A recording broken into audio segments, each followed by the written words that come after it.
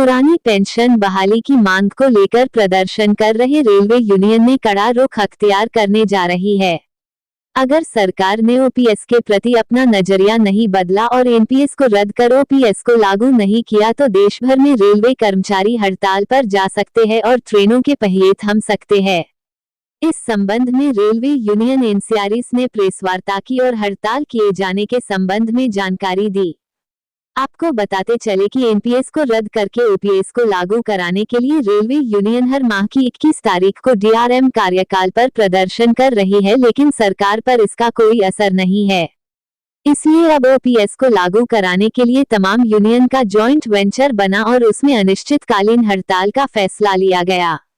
Railway की हड़ताल को लेकर रेलकर्मी कितना सहमत है, इसके लिए स्ट्राइक बैलेट की शुरुआत की जा रही है। 2 दिवसीय इस अभियान के माध्यम से कर्मचारियों की स्ट्राइक को लेकर सहमति और असहमति जानने का प्रयास यूनियन करेगी।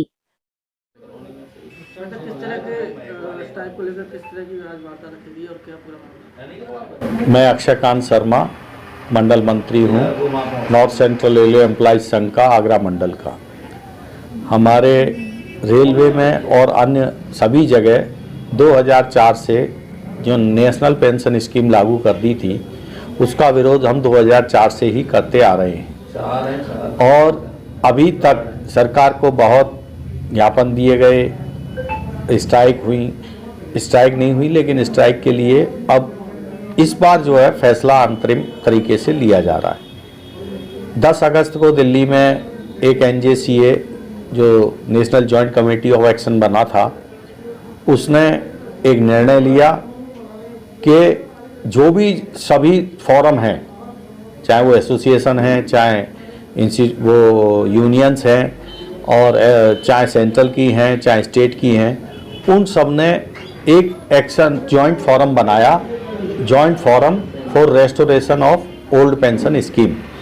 और उस जेएफआरपीएस के अंतर्गत ये निर्णय लिया कि हर महीने की 21 तारीख को धरना प्रदर्शन किया जाएगा। जो आपने पिछली न्यूज़ में कवर की हैं, तो हमने हर 21 सितंबर को, 21 अक्टूबर को यहाँ पर डीआरएम ऑफिस में धरना प्रदर्शन किया। लेकिन फिर भी जब जूं नहीं रहेंगी है सरकार के कानों पर, तो 10 अगस्त को ही निर्णय लिया गया था कि 21 और 22 नवंबर को रेल कर्मचारियों के बीच में जाकर हड़ताल करने के लिए उनकी सहमति या असहमति, जिसको स्ट्राइक बैलेट कहते हैं, वह लिया जाएगा। तो ये 21 और 22 नवंबर को हमारे जो महामंत्री हैं श्री आरपी सिंह जी, उनके निर्देश पर हमारी पूरी तैयारी हो चुकी है और 21 और 22 नवंबर को हम कर्मचारियों के बीच में जाकर उनसे स्ट्राइक बैलेट लेंगे। सहमति वो अब इस हड़ताल के लिए, पुरानी पेंशन स्कीम को लागू करने के लिए जो हड़ताल रेलवे में की जा रही है, उसके लिए वो सहमत है या नहीं। 2 दिनों की इस स्ट्राइक बैलेट अभियान के अंतर्गत यूनियन रेलवे कार्यालयों पर स्ट्राइक बैलेट के डिब्बे और वहीं पर एक पर्ची रखेंगे। इस पर्ची को भरकर कर्मचारी को इस बैलेट बॉक्स में डालना होगा। यह अभियान 2 दिन तक पूरे आगरा मंडल में चलेगा। 2 दिन बाद इस बैलेट बॉक्स को खोलकर स्ट्राइक को लेकर कर्मचारियों की मन की बात से हाई कमान को रूबरू कराया जाएगा। मैं पीके सोनी, मंडल अध्यक्ष एनसीआरएस आगरा मंडल। जैसा कि मंडल सचिव जी ने आपको बताया था, ये जॉइंट फोरम बना है ऑल ओवर इंडिया के लेवल के ऊपर हम लोगों का, जिसमें रेलवे भी सम्मिलित है, क्योंकि रेलवे एक रिकॉग्नाइज यूनियन के तहत आती है। तो हमें स्ट्राइक पर जाने से पहले हमारी बहुत सी जो बाध्यताएं हैं उसको पूरा करना पड़ता है। तो उसी के आधार पर 10 तारीख को मैं नई दिल्ली में था। करीबन 1.5 लाख जो एम्प्लॉयज़ और बाकी नॉन रेलवे के लोग भी इकट्ठे हुए थे वहाँ पर।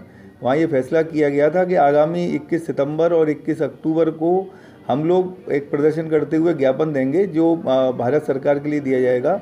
और उसी में 21 और 22 तारीख को हमें स्ट्राइक बैलेट लेना है अपने कर्मचारियों के बीच में जाकर। तो उसके लिए हम आगरा मंडल में हमारी 13 शाखाएँ हैं।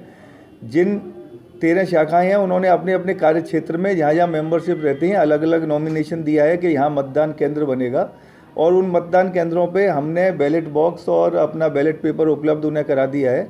कल मॉर्निंग से लेके कल शाम तक और 22 तारीख में भी प्रॉपर टाइमिंग पे लोगों से स्ट्राइक के पक्ष में समझा करके और वैलिड लेने का काम किया जाएगा। और इसकी रिपोर्ट्स हम अपने मुख्यालय और मुख्यालय NCRS प्रयागराज से NFIR जो हमारा नई दिल्ली है वहाँ भेजने का काम करेंगे। और जहाँ आगामी निर्णय करते हुए इसके ऊपर जनवरी एंड या फरवरी तक कोई स्ट्राइक की डेट एक नॉमिनेट की जाएगी सबसे मिलकर, और फिर उसके बाद हम स्ट्राइक की दिशा में आगे बढ़ेंगे। हमारी कोशिश ये रहेगी कि हम NPS के लोग जो आज 80% से 90% आ रहे हैं, हम उनको OPS में शामिल करवा सकें। यूनियन के मंडल महासचिव अक्षय कौंत का कहना था कि हर कर्मचारी अपने बुढ़ापे की लाठी OPS को चाहता है। अगर OPS कर्मचारियों को मिल जाता है तो उस कर्मचारी को किसी के ऊपर निर्भर रहने की आवश्यकता नहीं है, वो अपने आर्थिक खर्च उठा सकता है। उन्हें विश्वास है कि जिन लोगों को OPS नहीं मिल रहा है वो भी OPS को ही चाहते हैं, इसलिए स्ट्राइक के पक्ष में बैलेट अधिक होने की उम्मीद है।